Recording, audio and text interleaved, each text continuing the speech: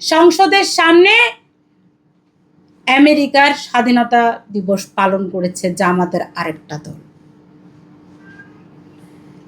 বাংলাদেশের মতো স্বাধীন সার্বভৌম দেশে কোনোদিন অন্য কোনো দেশের স্বাধীনতা দিবস এত জাঁকজমকপূর্ণভাবে পালন করা হয়নি, যেটা 2026 সালে 20 কোটি জনগণ অবাক চোখে দেখেছে যে সংসদের মতো জায়গায়, সংসদের সামনে কিভাবে ঢালাও করে স্বাধীনতা দিবস পালন করা হয়েছে আমেরিকার। জামাতের একটা দল কি করেছে, তারা ইরানের খোমেনি সাহেবের জানাজায় গেছে। ঠিক একই সময়ে বাংলাদেশের মতো জায়গায় স্বাধীনতার 55 বছরে আমাদের আমেরিকার উপনিবেশ বানানোর চেষ্টা চলছে বাংলাদেশকে। আমরা তো দেখেছি ইউনূস সাহেব কিভাবে আমার সোনার বাংলাদেশকে একটা চুক্তির মধ্য দিয়ে বিক্রি করে দিয়েছে।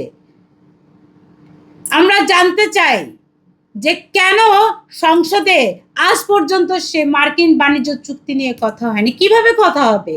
ইউনূস সাহেবের সেই কিচেন ক্যাবিনেটে তো উপস্থিত ছিল জামাতি নেতারা। ইউনূস সাহেবের সেই কিচেন ক্যাবিনেটে উপস্থিত ছিল তারেক রহমান সহ বিএনপির সকল নেতারা। কিচেন ক্যাবিনেটে যুক্ত ছিল বলে আজ পর্যন্ত সংসদে একজন দুইজন এমপি ছাড়া আর কেউ মার্কিন বাণিজ্য চুক্তি নিয়ে কোনো কথা হয়নি। মালয়েশিয়ায় যায়, চীনে যায়, আরো অনেক জায়গায় যাবে, লোক দেখানো অনেক বাণিজ্য হবে। আমার বন্ধু মহাজাদু জানে গানও হবে, কিন্তু কোনো বাণিজ্য চুক্তি হবে না যতক্ষণ পর্যন্ত বাংলাদেশ ওই মার্কিন বাণিজ্য চুক্তির গ্যারাকলে আটকে থাকবে। কই, মালয়েশিয়া তো মার্কিন বাণিজ্য চুক্তি থেকে বেরিয়ে গেছে, অথচ বাংলাদেশ বেরোতে পারেনি। আমরা আজও মার্কিন সেই বাণিজ্য চুক্তির ভিতরে ঘুরপাক খাচ্ছি, কেউ এটার বিরোধিতা করছে না, না জামাত, না এনসিপি, না কেউ, কারণ সবাই মিলে ইউনূসের সেই কিচেন ক্যাবিনেটের ভিতর ছিল।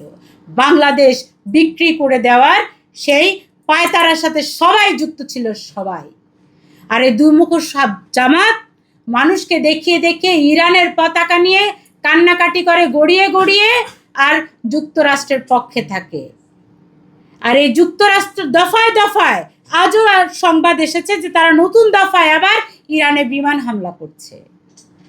যুক্তরাষ্ট্রকে, তাদের এই যে জামাতের যে আব্বা যুক্তরাষ্ট্র কে, তারা ইসরায়েলের বন্ধু।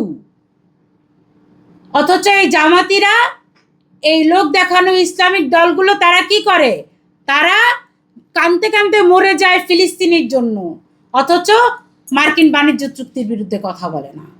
তারা ইরানের পতাকা নিয়ে শহীদ হয়ে যায়, অথচ মার্কিন বাণিজ্য চুক্তি নিয়ে কথা বলে না। এই যে বাংলাদেশে দ্বিচারিতা চলছে খুব ভয়ঙ্কর ভাবে। আমার সোনার বাংলাদেশটাকে নিয়ে কেউ কাছে না। আমরা প্রতিদিন মারা যাচ্ছি, প্রতিদিন। কোথাও কোনো নিরাপত্তা নাই আমার দেশে। আমার দেশটা নিয়ে কেউ কোনো কথা বলে না। সবাই ইরান নিয়ে কাঁদে, প্যালেস্টাইন নিয়ে কাঁদে, অমুক নিয়ে কাঁদে, তমুক নিয়ে কাঁদে, অথচ আমার দেশের ভাইদের নিয়ে, আমার দেশের বোনদের নিয়ে কেউ কাঁদে না। কোথাও তো কোনো নিরাপত্তা কেউই দিতে পারছে না, কাঁদছে না কেউ। অভিনব কায়দায় চাঁদাবাজি করছে, অভিনব কায়দায়। আগে তো পিস্তল ঠিক পার হয়ে যায়, কিন্তু শেষ হয় না জনগণের আন্দোলন সংগ্রাম। প্রতিটা দিন রাস্তাঘাট আটকে যৌক্তিক আন্দোলনে ঝাঁপিয়ে পড়ে, নেমে পড়ে জনগণ, কিছু লোক দেখানোর নেতাকর্মীরা। আমাদের আফসোস হয় যে স্বাধীনতার 55 বছর পার হয়ে যাবার পরেও আমরা আসলে শান্তি পাই না আমার এই সোনার বাংলাদেশে। একজন মন্ত্রী 2026-এ নির্বাচনের পরে যাকে শিক্ষামন্ত্রী বানানো হয়েছে, তিনি দায়িত্ব নেয়ার পর থেকে বিভিন্নভাবে তিনি জনগণের সামনে তার বিভিন্ন রকম বক্তব্য দিয়ে তিনি বিতর্কের জন্ম দিচ্ছেন। লেখাপড়ার খবর নাই, তিনি সিসি ক্যামেরা নিয়ে দৌড়াচ্ছেন, নকলের বিরুদ্ধে দৌড়াচ্ছেন, অথচ এসএসসিতে, এইচএসসিতে ঝরে পড়ছে